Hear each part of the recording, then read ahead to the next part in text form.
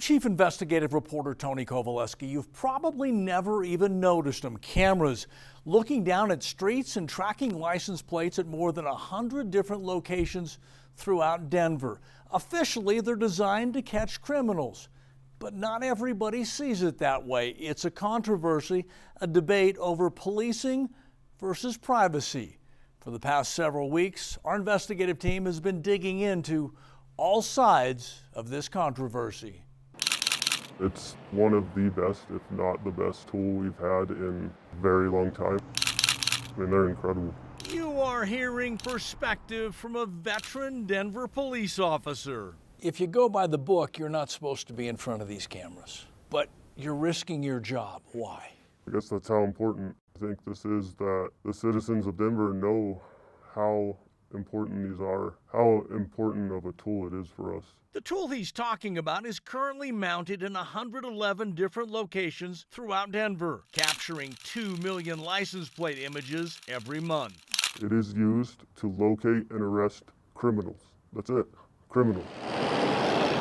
When you hear it boiled down to that purpose, you might conclude these cameras, these license plate readers, are a must-have for any city's need for public safety. As a city, we are taking a step back to ensure that we are protecting everyone in our city. But a few weeks back, Denver's City Council pumped the brakes on license plate readers.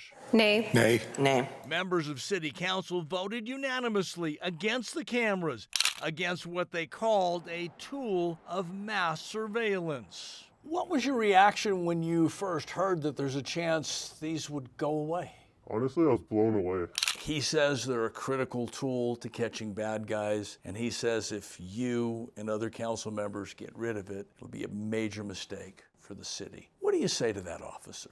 The vast majority of the work that DPD does to essentially solve crimes has not involved these cameras. Councilperson Sarah Parody has raised concerns the mass surveillance cameras may violate civil liberties. She says data produced by the license plate readers lack necessary controls on its distribution and presents significant risks with possible data breaches. Councilmember, essentially is your position that the risks outweigh the rewards here? Right now, I think the risks outweigh the rewards. And it's not that this can't be a useful tool, but that's the thing about mass surveillance. It's always a useful tool. If we simply attached a GPS tracker to every Denverite, we would solve most crimes, but we don't do that because we have constitutional rights and norms around surveillance. Any sort of dragnet surveillance technology products need the utmost scrutiny.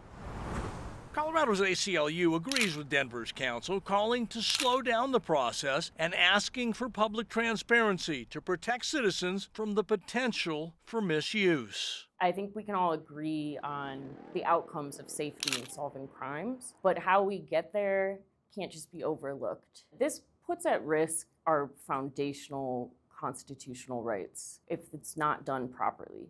Currently, the data, the raw license plates and locations can be accessed by Denver police along with 80 different law enforcement agencies and 4 FBI agents in Colorado. Members of Denver's council have raised concerns this massive database could be used by federal agents to monitor or identify undocumented immigrants. We understand there's privacy concerns about a lot of these things, but you don't get rid of privacy concerns by just tearing out the system. Eddie Mejia is a veteran DPD sergeant and a member of the board of the police union. Let's boil it down. If license plate readers go away, will it make it easier for bad guys to do their business? Yes. No question. No question. If you take away this system, it makes it easier to commit crime and it makes our jobs harder to look for those perpetrators. Catch the bad guy. Correct.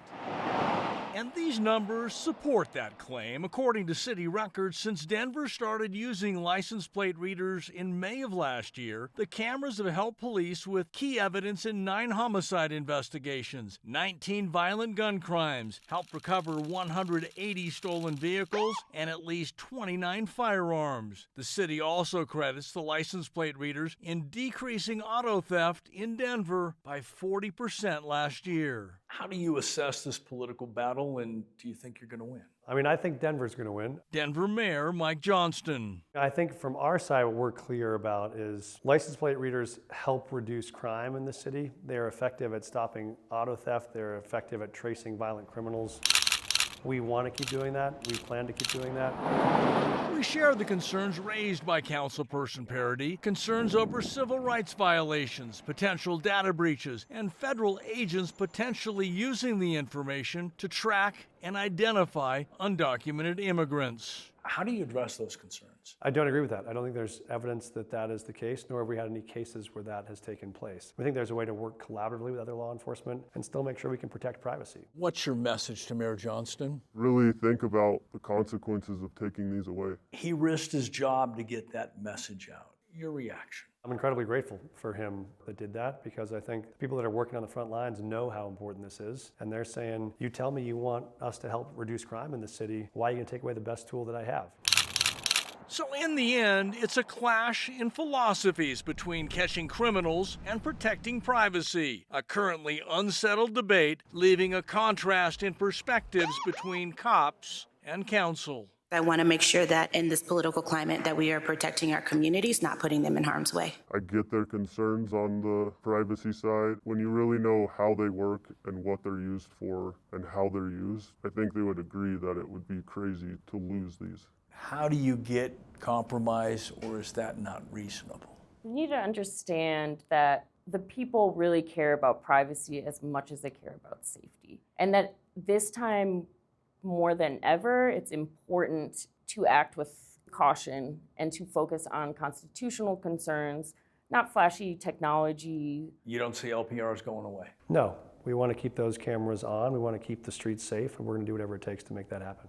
So this controversy is expected to continue. Council has agreed to a pilot program that will keep the license plate readers in place for the rest of this year. A task force is now examining the broader issues, digging into that debate of privacy versus policing.